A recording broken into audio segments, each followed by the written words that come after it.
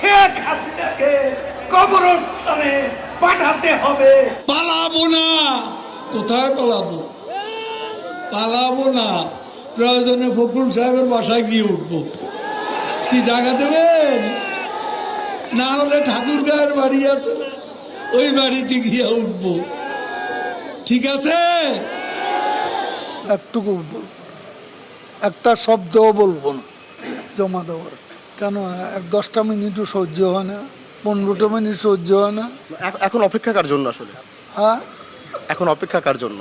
আপনার জন্য। মাসুদ, তুমি এখানে এসে আবার কি পুরানো খেলা শুরু করছো? তুমি কি কোনোদিনও ভালো হবে না? তুমি কোনোদিনও ভালো হবে না। 28 থেকে 4 তারিখ কতদিন হলো? কতদিন হলো? 28 তারিখের পর তো শেখ হাসিনা নেই। হায়রে মির্জা ফখরুল, হায়রে হায়। টেলিভিশনে দেখলাম খালি দৌড়াচ্ছে, কেউ কেউ টেনে ধরে হরতাল ঘোষণার জন্য। ওদিন বলেছে আমরা নাকি অলিগলি পাবো না, পালাবার পথ পাবো না। এখন কার পালাবার পথ নেই?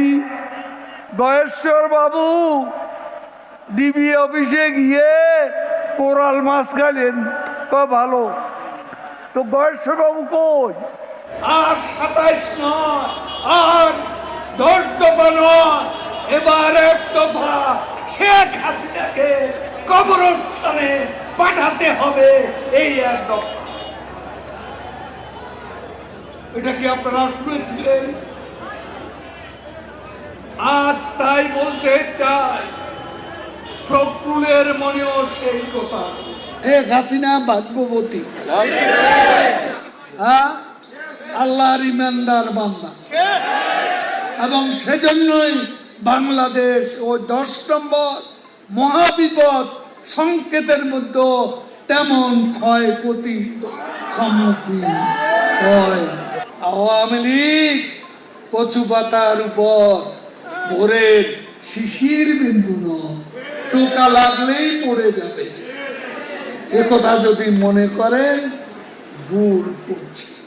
দিবা স্বপ্ন, এই প্রশ্নের অনেক জবাব দিয়েছি, তুমি জবাব দাও। অনেকবার বলেছি, আর বলতে চাই। কথায় কথা ভালো, পরে হেডিং ওটা। তারপর দিন তারিখে দিয়েছি কবে সরকারের পতন হবে। দিবা স্বপ্ন, দিবা স্বপ্ন, বিলবোর্ডে চেহারা আর সামনে দিকে আনা। শেখ হাসিনা ডিজিটাল করে সবারই নায়ক বানাইয়া দিচ্ছে।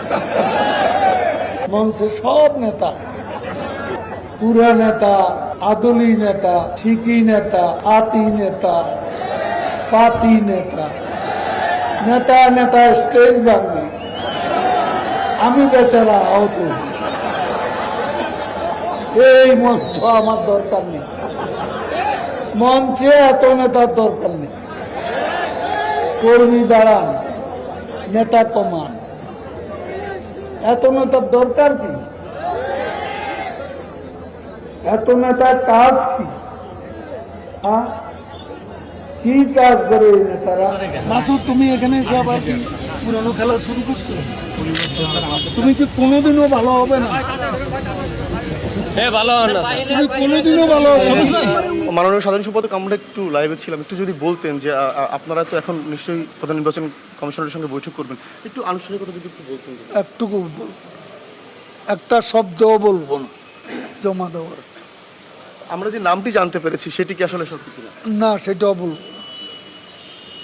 কখন আসলে আপনারা আনুষ্ঠানিকভাবে বের হওয়ার পরে নিশ্চয়ই বলবেন? কেন 10টা মিনিটও সহ্য হয় না, 15টা মিনিট সহ্য হয় না? এত দিনের অপেক্ষা, একটু ওয়েট করো। এখন অপেক্ষা কার জন্য আসলে? হ্যাঁ, এখন অপেক্ষা কার জন্য? আপনার জন্য। দেশের মানুষ ভালো থাকলে মির্জা ফখরুলের মন খারাপ, জ্বালা হেরে জ্বালা।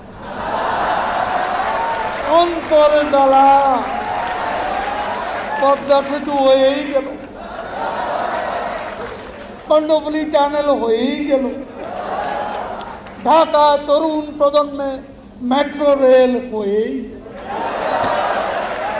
কত ফ্লাইওভার, কত ওভারপাস, কত আন্ডারপাস, সারা বাংলা ঘুরে দেখুন। ফখরুল সাহেব,